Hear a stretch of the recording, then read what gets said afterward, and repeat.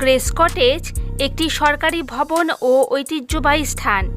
এটি ভারতের পশ্চিমবঙ্গের নদিয়া জেলার কৃষ্ণনগরের ৪ সড়কের পাশে বউবাজার এলাকায় অবস্থিত। ভবনটি কাজী নজরুল ইসলামের স্মৃতি বিজড়িত।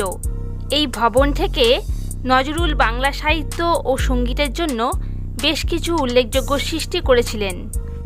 স্থাপনাটি মূলত পশ্চিমবঙ্গ রাজ্য বিদ্যুৎ বিতরণ কোম্পানির কমপ্লেক্সের অন্তর্গত। 2012 থেকে গ্রেস কটেজ পশ্চিমবঙ্গের রাজ্য হেরিটেজ কমিশন কর্তৃক ঐতিহ্যবাহী স্থাপনা হিসেবে স্বীকৃত। কাজী নজরুল ইসলাম তার বন্ধু হেমন্ত সরকারের আমন্ত্রণে কৃষ্ণনগরে আগমনের পর 1926 সাল থেকে শহরের গোলাপটিতে হেমন্তের বাড়িতে অবস্থান করেন। একই বছর নজরুল গ্রেস কটেজ ভাড়া নেন। এখানে তিনি 1926 সালের জুন হতে 1928 সালের ডিসেম্বর পর্যন্ত পরিবারসহ অবস্থান করেন।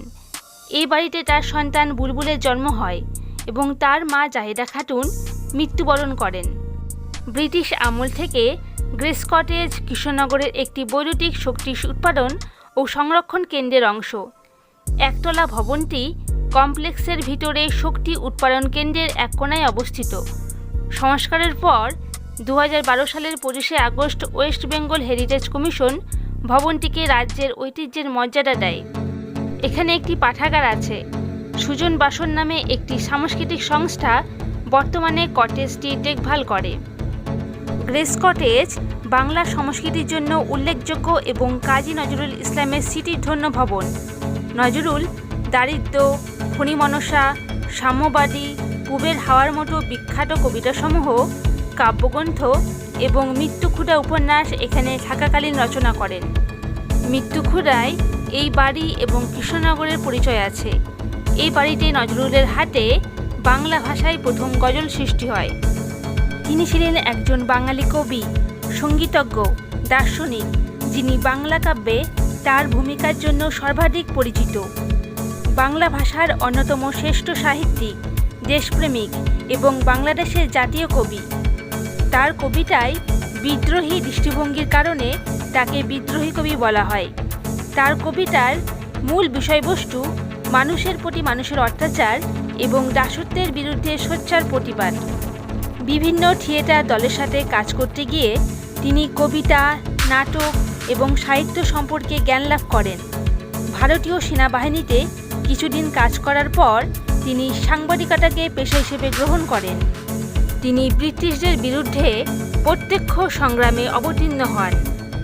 তার সাহিত্যকর্মে প্রাধান্য পেয়েছে ভালোবাসা, মুক্তি এবং বিদ্রোহ।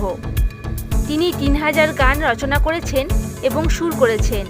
সেইগুলি এখন নজরুল গীতি নামে পরিচিত। বাল্য বয়সেই লোকশিল্পের প্রতি আকৃষ্ট হয়ে একটি লেটো দলে যোগ দেন। লেটো দলেই সাহিত্য চর্চা শুরু হয়। এই দলের সাথে তিনি বিভিন্ন স্থানে যেতেন, তাদের সাথে অভিনয় শিখতেন এবং তাদের নাটকের জন্য গান ও কবিতা লিখতেন। নিজ কর্ম এবং অভিজ্ঞতার আলোকে তিনি বাংলা এবং সংস্কৃত সাহিত্য অধ্যয়ন শুরু করেন।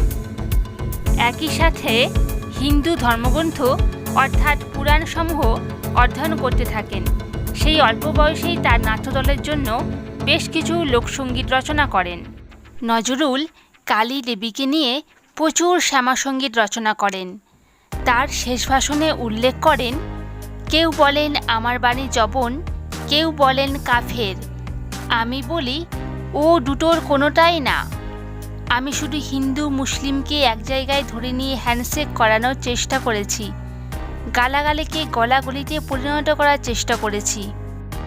তিনি পিক্স রোগে আক্রান্ত হন এবং এর ফলে সাহিত্য থেকে বিচ্ছিন্ন থাকতে হয়। একই সাথে মানসিক ভারসাম্য হারান। বাংলাদেশ সরকারের আমন্ত্রণে তিনি ঢাকায় যান এবং তাকে নাগরিকত্ব দেওয়া হয়। তিনি সেখানেই মৃত্যুবরণ করেন।